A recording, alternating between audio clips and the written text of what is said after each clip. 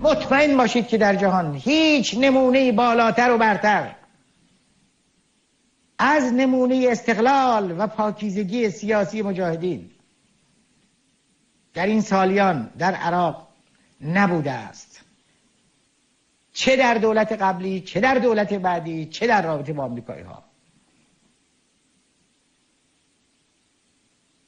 این منطق خلقی است که رشیدترین و عزیزترین فرزندانش رو برای آزادی مایه گذاشته، لابد که از پس هزینه های اونها هم برمیاد.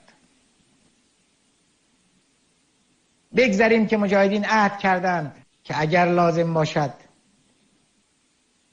مثل مردم تبریز در جریان مشروطه علف بیابان و ریشه گیاهان و برگ درختان هم خواهند خورد، اما